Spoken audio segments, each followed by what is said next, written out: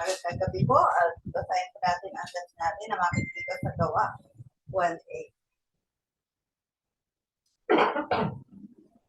Sabi po dyan sa gawa, subalit tatanggap kayo ng kapangyarihan pagkabas sa inyo ng Espiritu Santo at kayo magiging magsasaksi ko sa Jerusalem, sa buong Judea at sa Samaria at hanggang sa dulo ng territory. Sabi sa English, but you will receive power when the Holy Spirit comes upon you.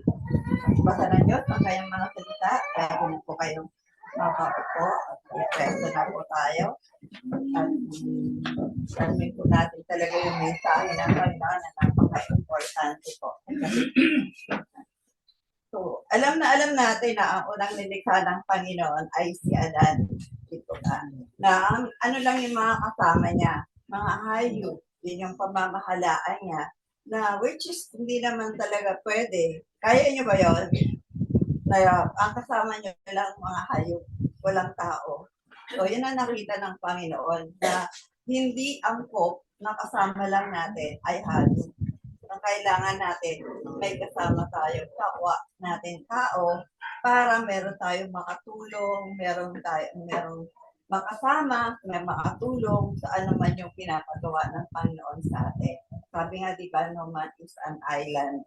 Talagang kailangan may kasama tayo na kapwa natin na tao.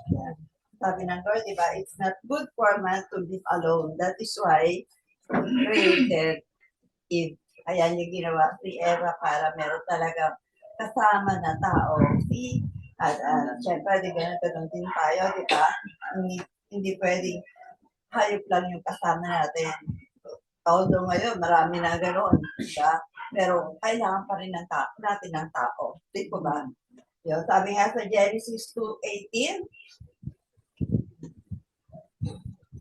Genesis 2:18, matapos gawin ang lahat ng ito, sinabi ng Panginoong Yahweh, hindi mabuti mag-isa ang tao. Bibigyan ko siya ng isang angkop na makakasama at makakatulong. So, tulad ng sabi ko, ganun din tayo. We need each other. Kailangan natin para tayo ay may kasama at meron tayong makatulong. The same matter sa ating spiritual life. Ha? We need spiritual help in leading a righteous life. Kung gusto natin talaga magdire-diretso yung pagiging matuwid natin, kailangan natin ang spiritual help. So, manggagaling saan? Manggagaling yung spiritual help natin. Diba? Kasi alam natin na by ourselves, wala tayong magagawa. Diba? We cannot do anything or ano man yan without the help and without the abiding of our Lord. Sabi nga sa 1:15:5,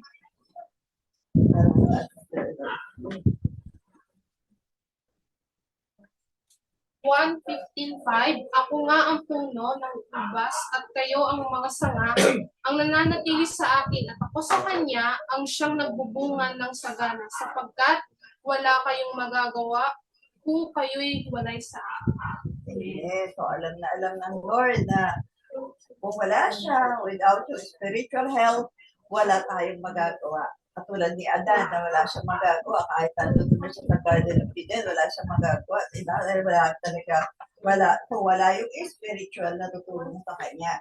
So kaya po, anong ginawa ng Lord? Dahil alam niya na wala tayong magagawa, kaya bago siya bumalik sa langit, nanalangin na siya. Ano yung panalangin niya? Nabigyan tayo ng helper. Yun. Kailangan nga natin ang spiritual helper. Sabi sa 1:14:16-17,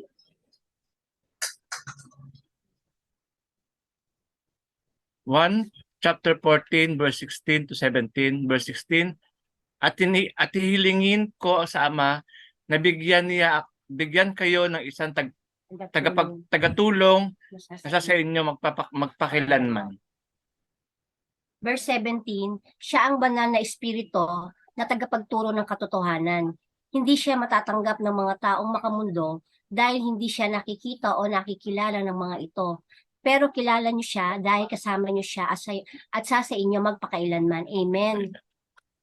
Yun, that is why God gave us the Holy Spirit kasi pinanalangin na ng Panginoon na magkaroon tayo ng makakatulog, magkaroon tayo ng helper.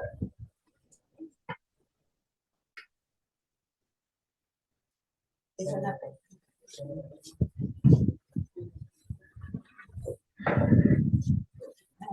Anong helper ang binigay sa atin? Forever na helper. Hindi yung ngayon lang, di ba? Ang binigay ng Panginoon sa atin, sabi ko, di ba? Pero kilala niyo siya dahil kasama niyo siya at sa inyo magpakailanman. So, ganun po, yung Holy Spirit na binigay sa atin. Hindi tayo iiwanan. So, that's why po, meron tayong katulong forever. At yun po, yung pangatlong importance sa Holy Spirit na pinag-aaralan natin. Yung number one, ano yung number one? God is, the Holy Spirit convicts us. Yung pangalawa, the Holy Spirit, sealed tayo ng Holy Spirit. At ngayon, yung pangatlo na pag-aaralan natin, na topic natin ngayon ay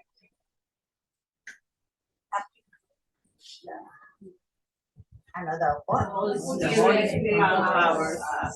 Yan. Gusto po ba ninyo yan? Amen. Yes. Kasi nga, wala tayong power na binigay sa atin yung Holy Spirit to empower us. Sabi nga sa Gawa 1:8 na pinasa natin kanina, tatanggap kayo ng kapangyarihan pagbaba sa inyo ng Espiritu Santo. Kaya napakalaga po na nabaptize tayo ng Holy Spirit.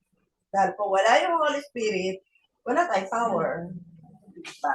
So, kailangan po natin yun. We need the power from above. Sapagkat kung sabi ko nga kanina, sa sarili lang natin, wala tayong magagawa.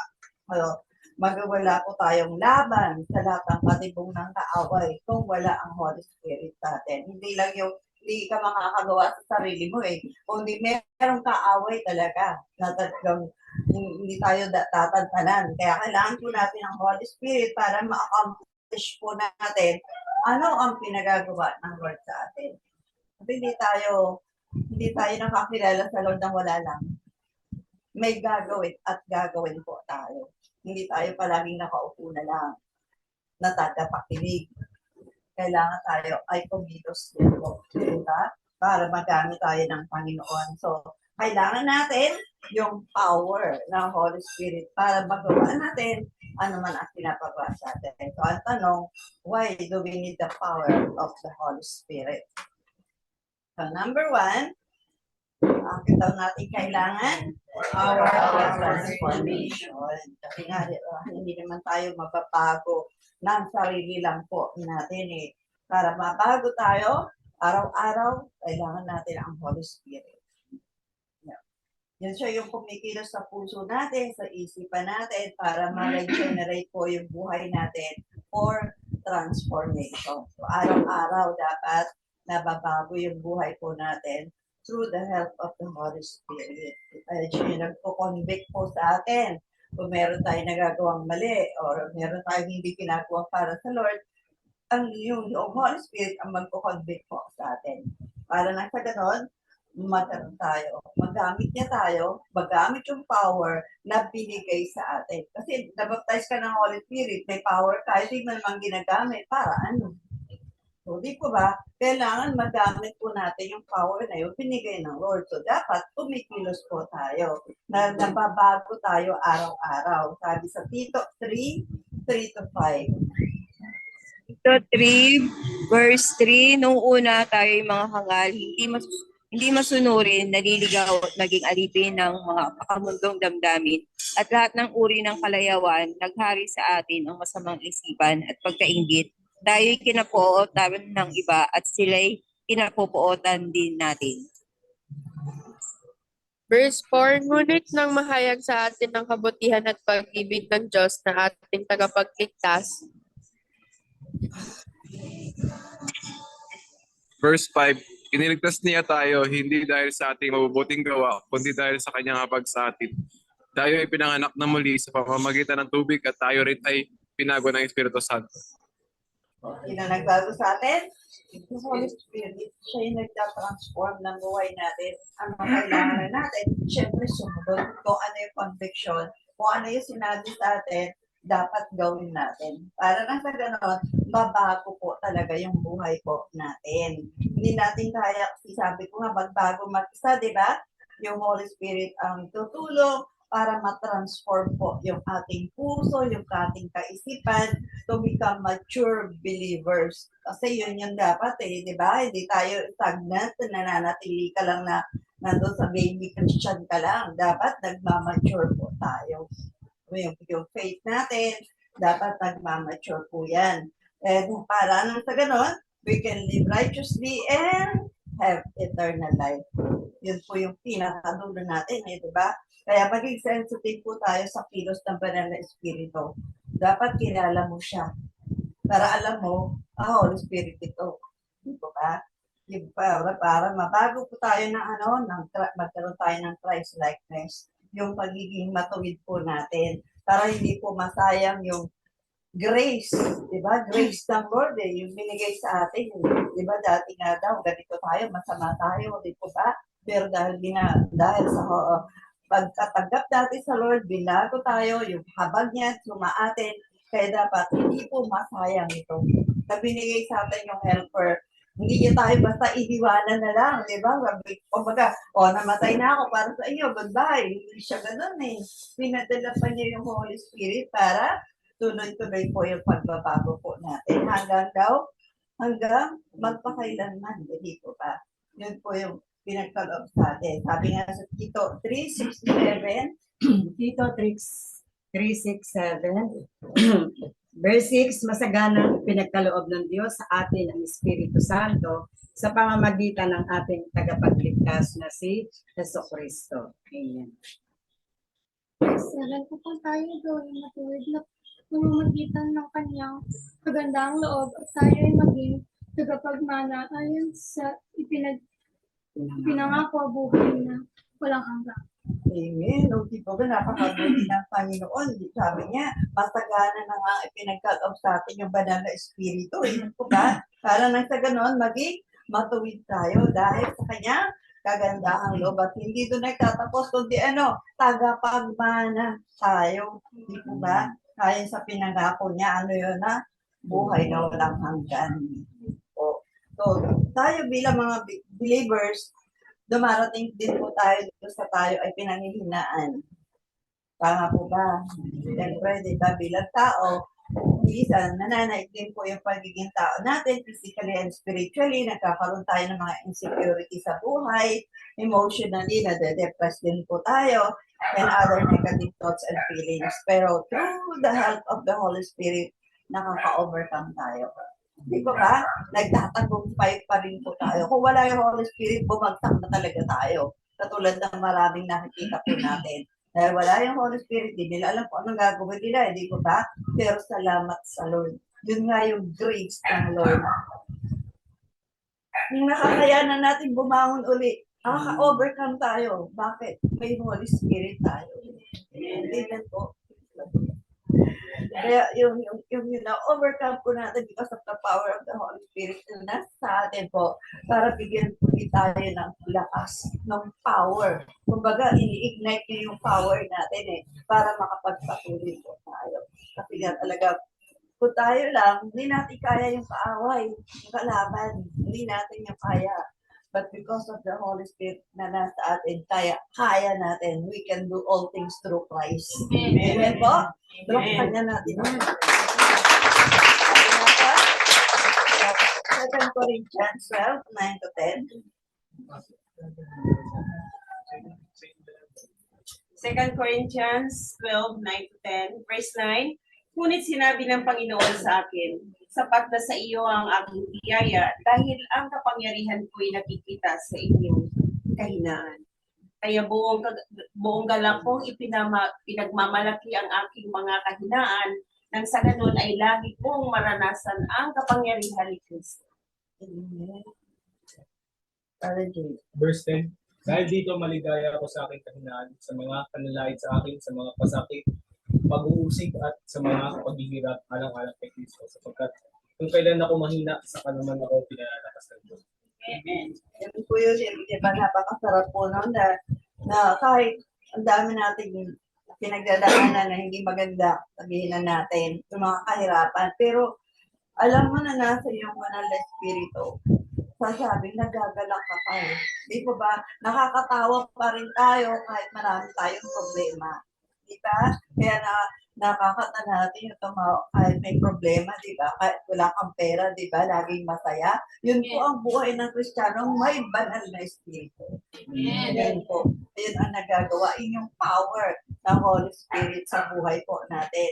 Na kahit may kahirapan, na po, laging kahit natin yung kahinaan natin, the power of God through the Holy Spirit is working on us. Yun po, yun yung tandaan po natin. Na hindi pwedeng, ay, hindi ako sisimba ngayon. Nangihina ako eh. Lalo ka nga dapat magsimba. Lalo ka nga dapat umatin. Di po ba? Yung nandoon ka sa ganong sitwasyon, lalayo ka pa sa Lord. Dapat nagsusumiksik po tayo sa Panginoon. Paano mag-work yung Holy Spirit, yung power niya kung wala po tayo. Amen po. Kaya yun po, yun yung bilang katibayan na sumasa atin ng Holy Spirit eh. Kahit may problema ka, nakukuha mong ngumiti o tumawa ka. Uy po ba? Nandun pa rin yung kapayapaan na sa atin kahit marami tayong problema. Amen po ba? Tulad ni Apostol Pablo, di po ba? Natanggap niya ng may kagalakan eh. Samantalang ginagamit siya mightily ng Lord 3 beses siya nag-pray sa kanya pinag-pray pero hindi siya tinupon ng Lord eh. Di po ba? Tayo kung minsan, pag tinatingnan po ng Lord, nagtatapo na tayo, nawawala na tayo, pero siya sobra siyang ginagamit ng Lord pagkatapos isa lang yung hihilingin niya para sa sarili niya, hindi pa siya tinugon ng Lord. Pero natanggap niya eh. Sabi niya, di ba, kung kailan ako mahina, doon ako malakas. Dahil naramdaman niya yung Holy Spirit, yung power na sa kanya. So, ganun po dapat ang maramdaman po natin yung power ng Lord na nagbibigay ng lakas at kagalakan sa atin in spite na may mga problema tayo. Wala naman tao walang problema, di po ba? Lahat naman meron eh. Kanya-kanya nga lang ng degree. So bakit kanya-kanyang degree? It depends upon your faith. Pag mataas na yung faith mo, mataas din yung pagsubok sa'yo. Yun po yun. Kaya huwag po kayong umangal. Pag sobrang hirap dinadaanan nyo, ibig sabihin, mataas na yung antas ng faith mo. Amen. Amen? Kaya mataas na rin kung pwedeng gibain ka talaga ng kaaway. Yun po talaga.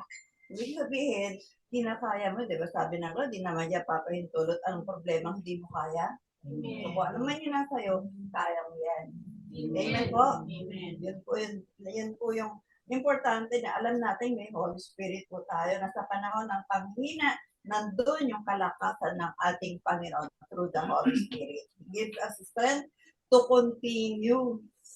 Hindi tayo binibigyan ng lakas para sa sarili lang natin makapagtrabaho. Pagdating ng gawain, wala na. Pagod na. Di po ba? O wala, pagdating na ng gawain, wala na dahil naubos na dahil ginamit natin sa trabaho o sa sarili lang natin. So dapat hindi. Saan tayo kuha kumbaga saan tayo mag-charge? Sa Lord.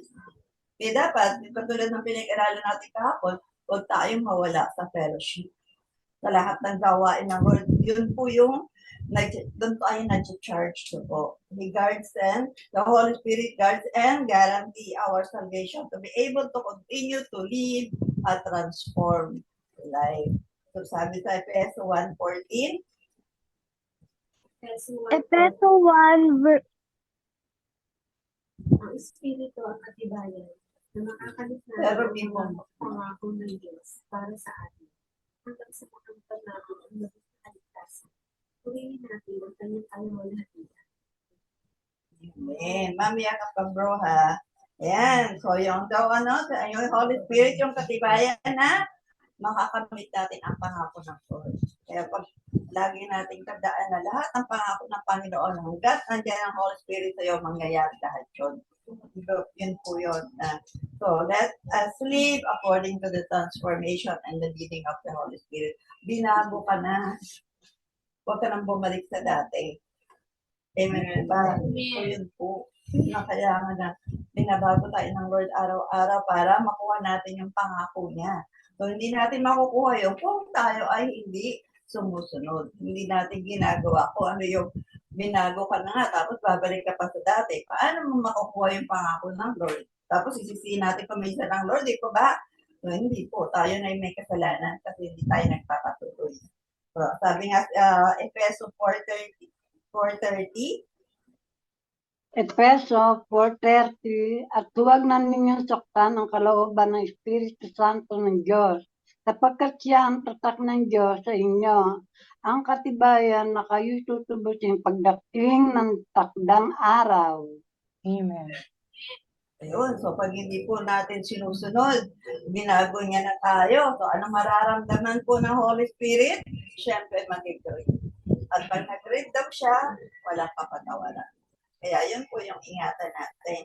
Yung tayo ay binago ng Lord, makita talaga yung pagbabago sa buhay po natin. Kung hindi, siyempre di ba parang kayo yung hit, meron kayong inaalagaan na may nagagawin. Di ko ba? Di ba nakapag-trip yun talaga? So, pinagin ko yung Holy Spirit sa atin. So, gusto tayo tulungan ng Lord, pero ayaw mo magpatulog. Mag-grip talaga. Di ko ba? Yan po yung ingatan natin para talaga dire-diretso yung transformation ng life po natin. And number 2, for our guidance to the right direction. Kasi nga po, most often, hindi po natin alam yung talagang tamang daan. Di ba, sa bawat araw, saan nga ba ako pupunta? Dito ba o dito? Di ba? Madalas, ganun po nangyayari sa atin. Yung pinipili po ng marami, syempre, yung maluwang na daan. Yung masarap na buhay. Di ba ba? Hindi pa ganun ng Kristiyano. Di ba ba? Na kailangan, nandun tayo saan? Sa makikita. Dahil yung maluwang na daan, distraction yung dulo po nun. Kaya dapat, kailangan po natin ng guidance ng Holy Spirit sa atin. Siya yung mag-lead sa atin, siya yung mag-guide sa atin sa tamang direction papunta sa Panginoon talaga. Para makuha po natin yung whole truth. Diba? Sabi nga sa 1:16-13, Sir Darlene, nakita niyo po. Pakipasa na po.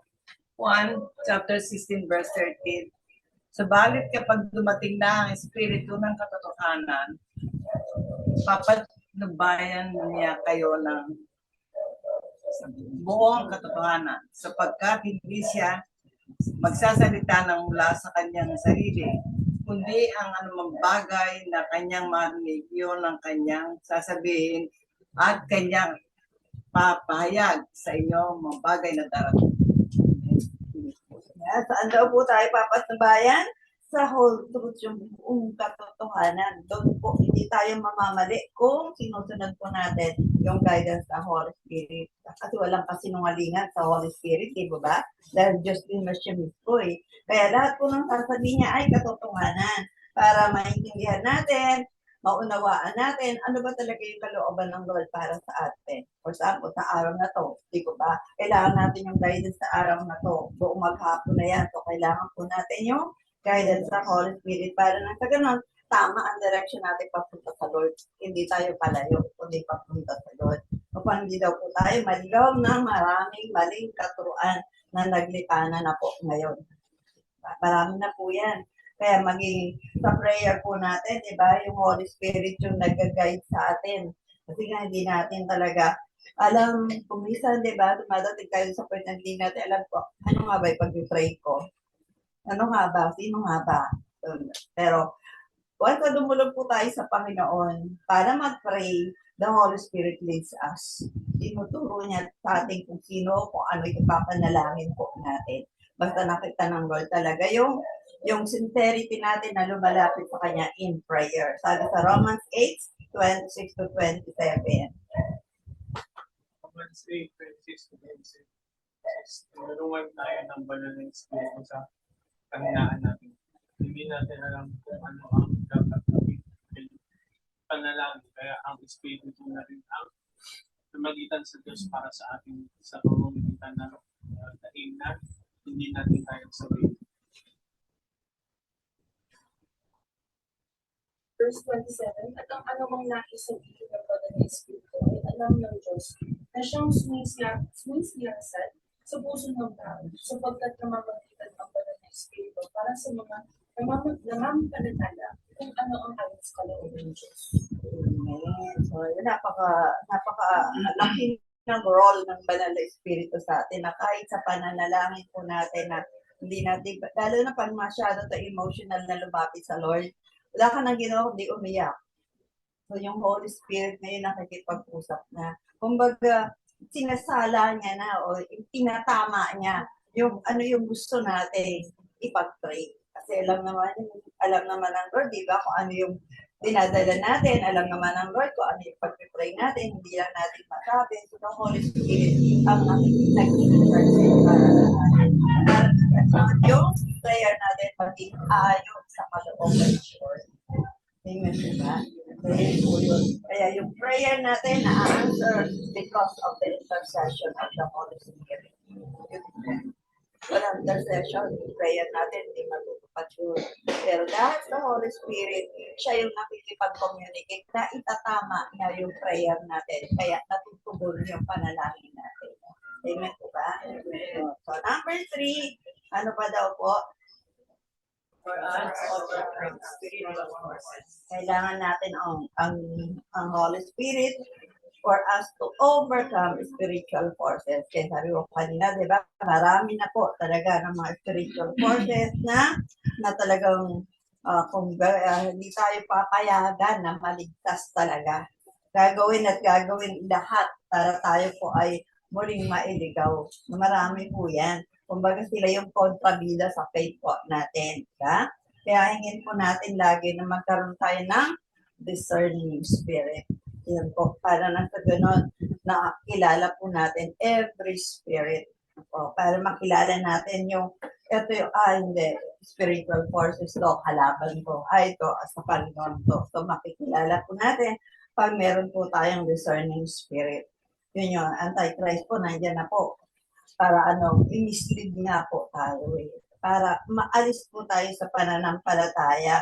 Kaya sabi nga, di ba, even the very elect pwedeng madaya. Kaya huwag tayong magpakakampante. Di ba? Kaya nga kahit nagpapatuloy tayo sa pag-aaral, nagpapatuloy tayong malaman natin talaga ang kalooban ng Panginoon kasi pwede tayong mabalalaya.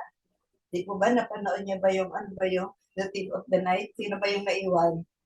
Pastor. Pastor ang naiwan. Nag-rapture din, wala lahat yung tinuturuan. Naiwan pastor. So, ibig sabihin, nadaya siya.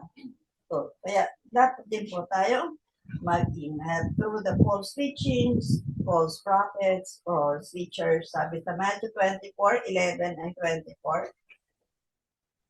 Mateo verse 11, maraming bula ang propeta ang lilitaw at ililigaw nila ang marami.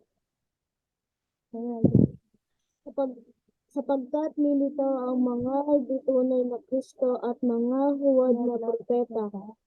Magpapakita sila ng mga gilalas, nasnay, malaat, kababalaghan, ang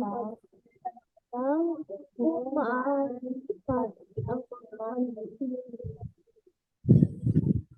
Sabi maraming bula ang propeta. Ano daw gagawin? Liligaw ang marami. So, yun po talaga ang trabaho po nila. Para sa ganon, hindi po tayo maligtas. Para daw, upang malinlang daw po. Di ba, kakagawa din sila talaga ng mga miracles na paniniwalaan mo eh. Pero pag hindi mo siya kilala na Antichrist pala to, pwede kang malinlang. Kaya yun po yung pag-iingatan po natin.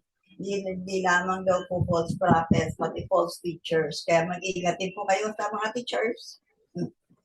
Kaya nga, kailangan po talagang nag-take note kayo, tinitignan nyo kung tama ba yung mga sinasabi ng mga teachers sa inyo. Pero salamat sa Lord, alam ko, sa atin, walang false teachers. Amen. Amen po ba? Amen. Kaya sabi nga sa 2 Peter 2:1b, dadalhin ko kayo. Pedro 2, verse 1. Pagkakaroon ng mga buwat ng guro sa inyo at palihim nilang ituturo ang mga aral na makakasira sa pananampalataya. O, tina, paano siya kumilos? Palihim eh. Kaya kung hindi tayo sensitive, hindi talaga tayo well-versed, kumbaga, ito yung paano siya, di ba? O, pagkakaroon ng makuha na turo sa inyo at palihim nilang ituturo yung mali. Ganun po ang trabaho nila. Hindi naman talaga hayagan na sasabihin mo, ay, mali yan. Palihim para tayo ay mali lang. So, dapat mag-ingat po tayo. Yun po yung importansya ng power ng discerning spirit. Po. Para matest po natin every spirit. Sabi sa unang 1, 4, 1 to 3. Unang 1, chapter 4, verse 1 to 3. Mga minamahal, huwag kayong basta maniwala. Tapos, Okay. Verse 1, mga minamahal, huwag kayong basta maniniwala sa mga taong nagsasabi na ang ipinangangaral nila ay mula sa banal na espiritu. Sa halip, alamin muna ninyo kung nagmula nga sa Diyos ang tinuturo nila. Sapagkat marami ng huwad at sinungaling na propetang nagkalat sa mundo. verse 2. Hindi po niya kasi naririnig kaya medyo ilang. Hindi po naririnig ni Teacher Angel. Verse 2, sa ganitong paraan ninyo malalaman kung ang Espiritong suma sa kanila ay mula sa Diyos. Kung kinikilala nila na si Jesucristo ay naging tao, ang Diyos mismo ang nagsugo sa kanila. Verse 3. Verse 3, ngunit ang hindi kumikilala na si Jesus ay naging tao ay hindi sinugo ng Diyos, kundi ng Espiritu ng Antikristo. Narinig ninyo na darating na ang Antichrist at narito na nga sa mundo. Okay, so paano na malalaman yung Antichrist? Kung di sila naniniwala sa Panginoon na siya ang Diyos.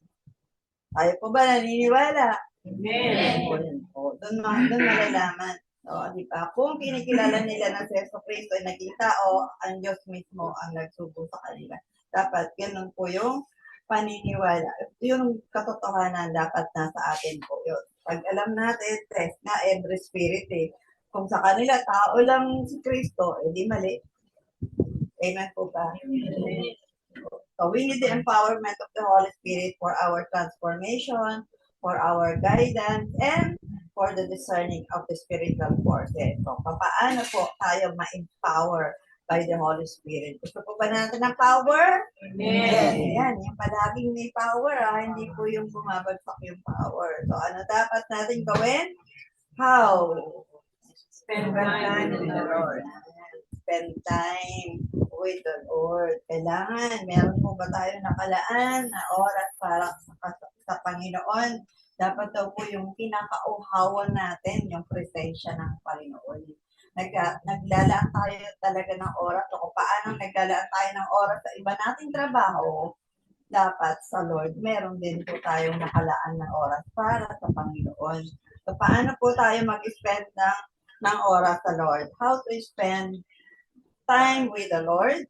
Letter A, praise and worship. In praise and worship. So, dapat meron po tayong nakalaan na oras para tayo mag-praise and worship. Sabi sa 1, 4:23 to 24.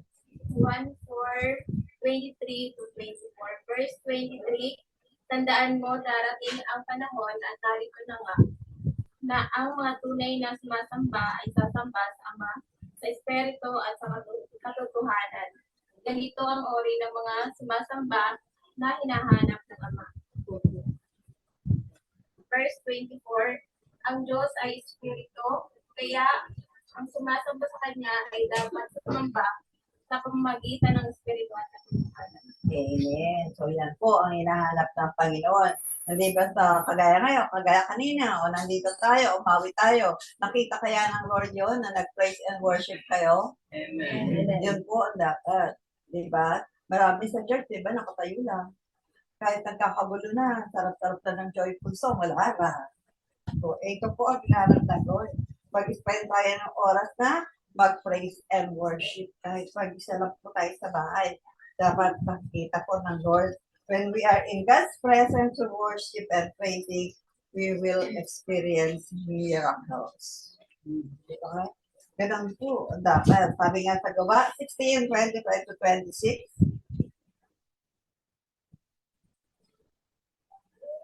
Gawa 16:25-26. Nang maghahating gabi na, sina Pablo at Silas ay nananalangin at umaawit ng mga himno, at nakikinig naman ang ibang mga bilanggo. Walang ano-ano'y lumindol ng malakas at nayanig pati ang mga pundasyon ng bilangguan. Biglang nabuksan ang mga pinto at nakalag ang mga tanikala ng lahat ng bilanggo. tuloy ko ba? Nasaan po ba yan sila? Nasa bilanggo, nakabilanggo po sila, nakatanikala yun pero may oras sila mag-praise and worship. Di po ba? Siguro pag tayo nakabilanggo, wala tayong ginawa kundi pagreklamo, umiyak, magalit, pero sila hindi. Kasi nag-stick pa rin sila ng God's presence to praise and worship. Po, dapat ganun po tayo kahit ano yung pinagdadaanan natin, gaano man siya kabigat, pagkaroon pa rin po tayo ng oras para mag-praise and worship. Mag-praise pa rin natin ang Lord hanggat buhay tayo. Amen. Pero tayo dapat na may dahilan para tayo ay mag-worship sa Lord. Kasi buhay ka pa eh. Amen po. May sakit ka, gagaling ka pa kasi buhay ka pa. Amen. Pero ang problema meron tayo, masusolve din po yan. Mag-praise and worship para mag-miracle. Kaya nila, di po ba? Ano nangyari? Nakalag yung mga tanikala nila eh. Kaya nga ano ba yun, di ba? Nagsitakas na sila. Kasi may pagkakataon silang tumakar, pero hindi nila ginawa yun. Bakit? Alam nila kung anong kalooban ng Lord eh. Alam nila kung anong gagawin ng Panginoon eh. Di po ba? So hindi lang sila nakalagan sa kanilang mga tanikala, may mga nasave na tao. Yung mga gwardiya tumanggap sa Panginoon. Ganun ang miracle ng Lord. Nakakalag po yung ano man ang mga problema natin, ano man yung kabigatan natin, once na nagpe-praise and worship tayo sa Panginoon. Yan po. So yan po, ang gawin po natin, pag nating intindihin yung mga problema, ang intindihin natin kung paano natin malulugod yung magsosolve ng problema natin. Yan po. Yun po. Napakabuti ng Panginoon eh. Pangako naman niya yun eh. Pag lumapit tayo sa Kanya, tutugunin niya tayo eh. Pero huwag natin siya kalimutan. We will experience the infilling of the power of the Holy Spirit and miracles pag nag-spend po tayo ng time sa praise and worship. So ano pa daw po? How to spend time with the Lord? In our prayer and fasting. So napakalaga po yun kasi pag nag-pray and fast tayo lang nag-draw near tayo sa ating Panginoon. Nagkakaroon tayo ng intimate relationship sa Panginoon. Di ba yung tao na palagi mo kausap, nagiging close kayo? Pero din tayo sa Lord. Pag lagi natin siyang kausap na pananalangin, nagiging close tayo sa Kanya. Baga hindi ka na mahihiyan lumapit sa Kanya dahil sabihin mo kung ano talaga yung nararamdaman mo. Kung ano yung gusto mo, masasabi natin sa Lord. Di po ba? Sabi nga sa Santiago 4:8, lumapit kayo sa Diyos at ano gagawin niya? Siya sa inyo. Conditional God siya eh. Hindi siya basta, hindi yan sabi kagad, ano kailangan mo anak. Kailangan tayo lumapit sa Kanya. Ipakita po natin na kailangan natin siya. Mas magiging familiar po tayo sa Diyos kapag lagi tayo nananalangin na may kasamang fasting. Yan. Kasi being in God's presence through praise and worship, it increases our faith and anointing. Yun ang mahalaga doon. Yung anointing po natin. Kaya na gusto ng Panginoon na tayo po ay laging nag-pray. Sabi sa 1:16-24,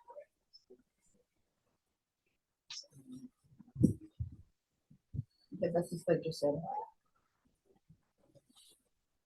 1:16 po. Hanggang ngayon, wala pa kayong hinihingi sa Kanya sa aking pangalan.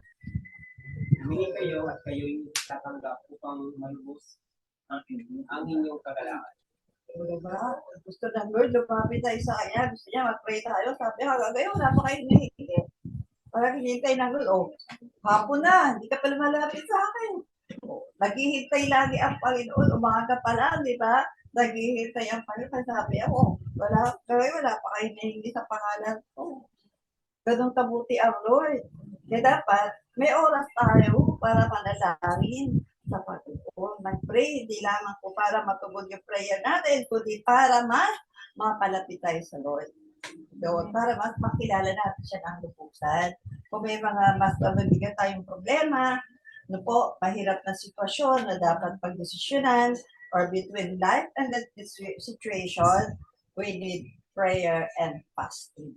Kaya papasok ang fasting po dyan. Pag talagang meron tayo sobrang bigat na mga problema, kailangan po ay may kasamang fasting. Tulad ng sa pangyayari sa Bible, di ba yung isang tatay na lumapit sa mga alagad para ipag-pray yung kanyang anak na inaalihan ng demonyo. Pero hindi po nila napagaling. Hindi po nila napalayas yung demonyo eh. Kaya ang ginawa niya, dinala nila sa Panginoon. Kaya sila mismo, nagtaka sila. Bakit nga, Lord, hindi namin napalayas yung demonyo? Bakit hindi namin napagaling yung bata? Sila mismo, nagtaka sila. So, anong sagot ng Panginoon sa Matthew 17, 19-21?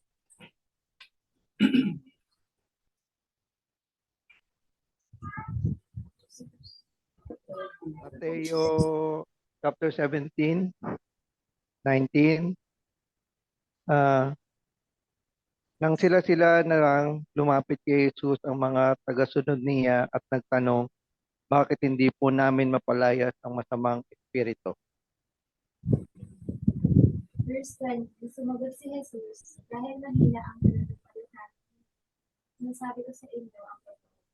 Kung may pananampalataya kayo na kahit kasing laki lang ng buto ng istas, masasabi ninyo sa buto na ito, lumipat ka roon at ilipat na ito. Walang bagay na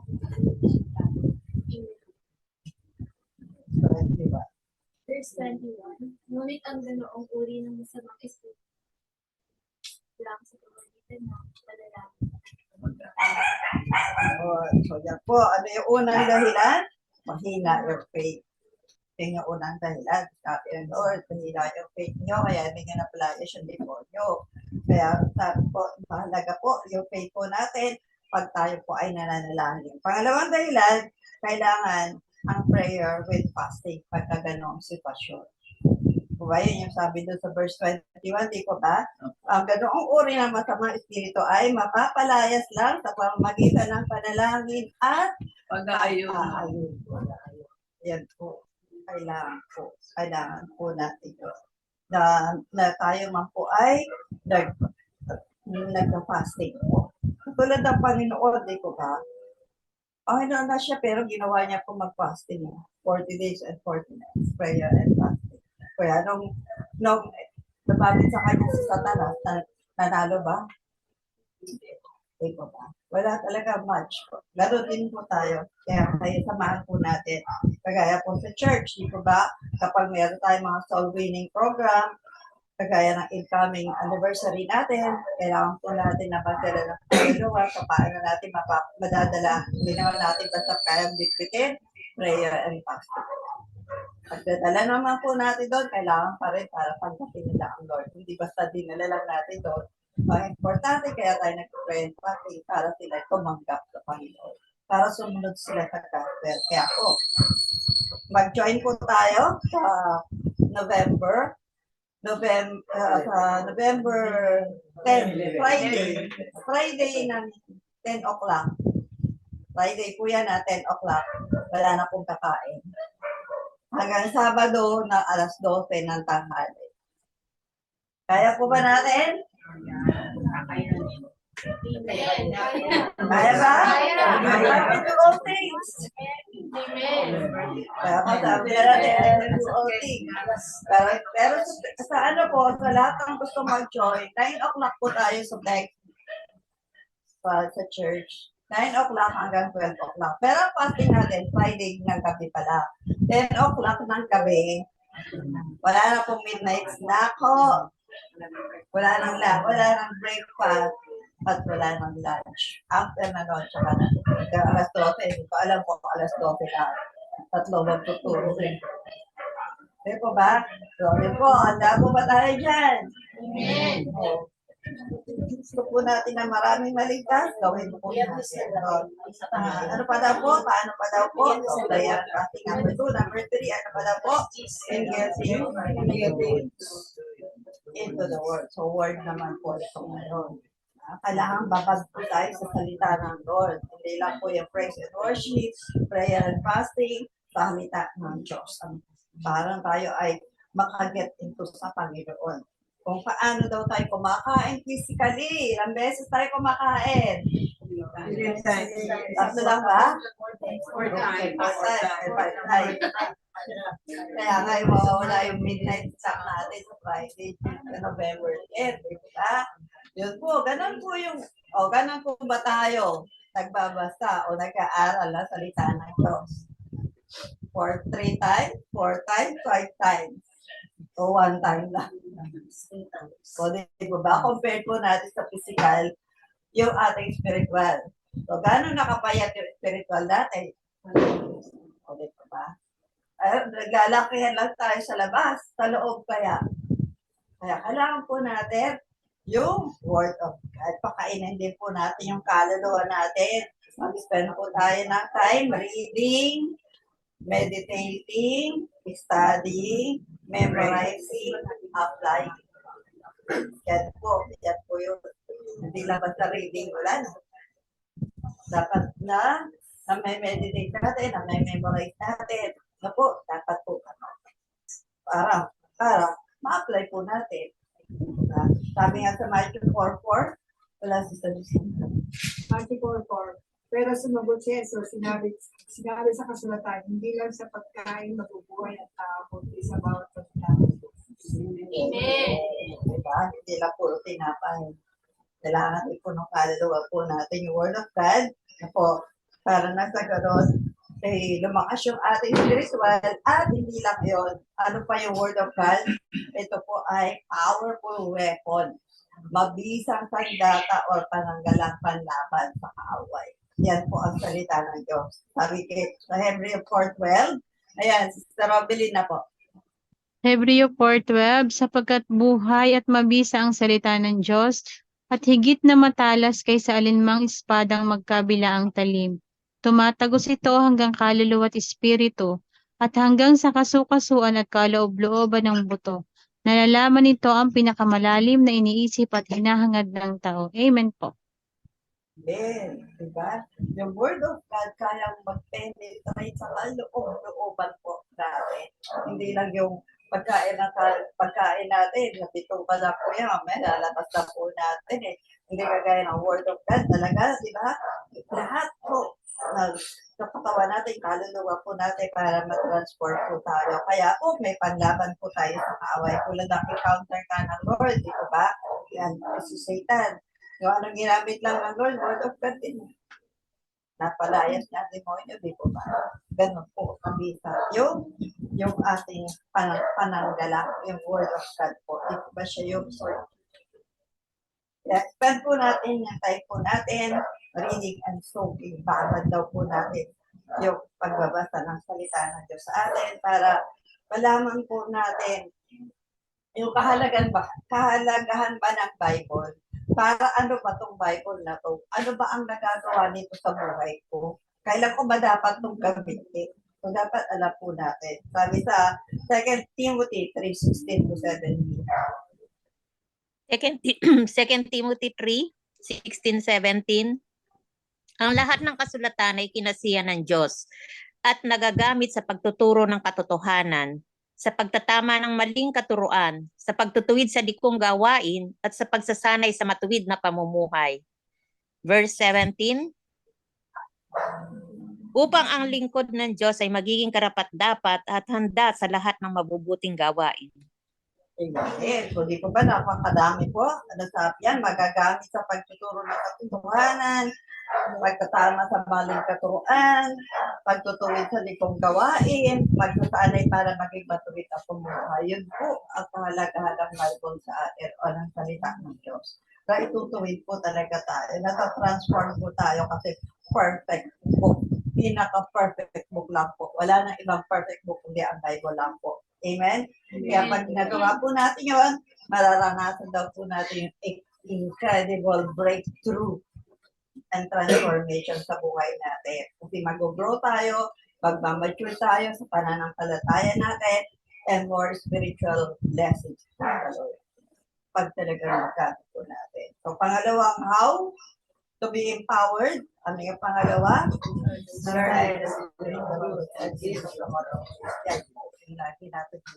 Desire po natin yan. The Holy Spirit power is manifested through His gifts. Sabi sa 1 Corinthians 14:1. Unang Korinto 14 verse 1, pagkamitiin ninyo ang pag-ibig. Hangarin ninyo ang mga kaloob ng espiritual, lalong-lalo na ang makapagpahayag ng mensahe mula sa Diyos. Amen. Kuya po, ang pakanaisin po natin, pagkamitin daw po natin, yung love, which is the fruit of the Holy Spirit. We ought to desire of first, yun daw po yung love, dahil yun ang greatest of all. Sabi nga sa unang Korinto 13:13. Tama yan, makadasa. Unang Korinto, chapter 13, verse 13, tatlong bagay ang nananatili, ang pagtitiwala, pag-asa at pag-ibig. Ngunit ang pinakadakila ay ang mga ito ay ang pag-ibig. Amen. So the greatest of all is love. Kaya our Lord Jesus Christ does not want us to just walk, or dapat po believe. Most of all, yung love niya dapat sumasa atin po yun. Kaya kasama yung sa bunga na banal na Espiritu Santo na dapat nakikita sa buhay po natin. Sabi nga sa Galatians 5:22-23, Galatia 5, verse 22-23. Verse 22, ngunit ito ang bungang makikita sa taong namumuhay sa kapangyarihan ng banal na Espiritu.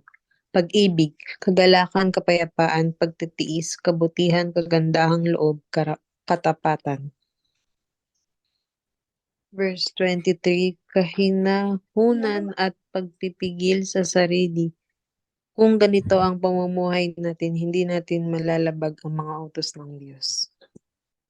kung di ba, wala. Pag may pag-ibig daw po tayo, which is the first fruit, wala na daw po tayo malalabag na po sa kaya natin pahalin kahit sino, pag meron tayo. Kaya natin pagpapilsyahan to.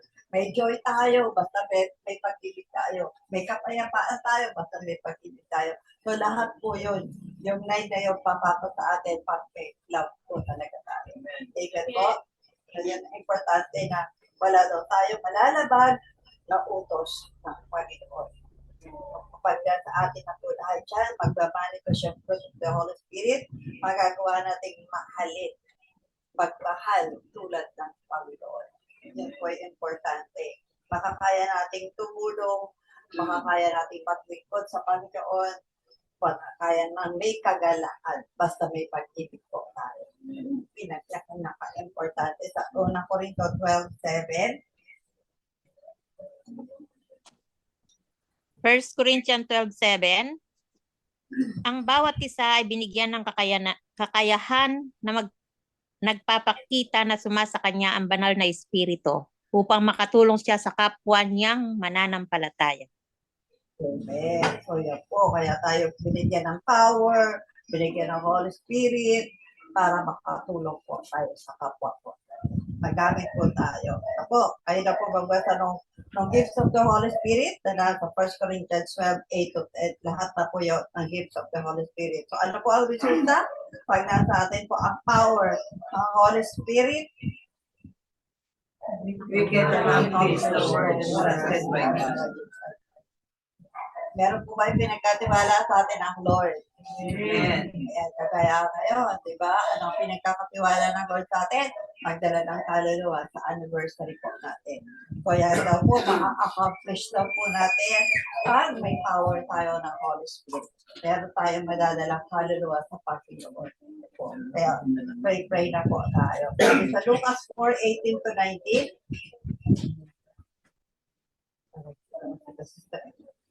sabi ko, sa Lucas 18, Ang Espiritu ng Panginoon ay sumasa sa akin sapagkat hinilang niya ako upang ipangaral sa mga mahihirap ang magandang balita. Isinugo niya ako upang ipahayag sa mga bihag na sila'y lalaya at sa mga bulag na sila'y makakakita. Isinugo ako upang palayain ang mga inaapi. And verse 19, at upang ipahayag na darating na ang panahon ng pagliligtas ng Panginoon. Yun po yung importante. Kaya tayo ay paghahayag ng gospel, sa ganoon, makalaya na po sila sa kanilang pagkakabilan at sila malaman na yan, darating ang Panginoon. Malapit na dumating ang Panginoon. Yun po yung ang power ng Holy Spirit, yung palaging pagpapaalala at pagtutulak sa atin upang masunod natin lahat ang pinapagawa ng Lord sa atin. Ito rin po yung magpapalakas ng loob natin to accomplish our ministries. Hindi na parang ako tayo, pero yung Holy Spirit po, yun yung mag-uudyok sa atin para magawa po natin yung pinapagawa niya sa atin. So, ano man yung sitwasyon natin, alam natin magtatagumpay tayo sa lahat ng labanan. Dahil nasa atin ang Holy Spirit. Sabi nga, we are more than conquerors. Pag nasa atin ang Holy Spirit. Sabi sa Romans 8:37, wala yan. Pero kahit yun po ang kalagayan natin, kayang-kaya natin pagpatuloy nito sa tulong ng Kristo na nagmamahal sa atin. So, di ba? Kaya-kaya po ba? Yes, kaya-kaya po natin magtagumpay sa tulong ng Panginoon. Through the Holy Spirit na subasa atin. Kaya allow po natin yung Holy Spirit to help us and become godly. Huwag natin pighatian ang Holy Spirit ko. Ano yung kinukonvict ng Holy Spirit sa atin? Gawin po natin para ma-empower po tayo palagi ng Panginoon. Makakasunod po tayo kung ano pa naman yung ating hihingin. Kaya po, ang pinakamagandang hingin po natin sa Efeso 5:18b, kaya yun po yung lagi natin hingin. Tayo ay lagi mapuspos sa Espiritu ng Diyos. At yan po yung susunod na lesson po natin. At tayo ay mapuspos. Pero ngayon pala po, pwede na natin hingin po yan na palagi mapuspos ng Holy Spirit para may power tayo palagi. Amen po ba? Amen. Naramdaman niyo po ba yung kilos ng Holy Spirit? Amen. Amen. Po, talagang nakaka-amaze ang Holy Spirit. Po, tayo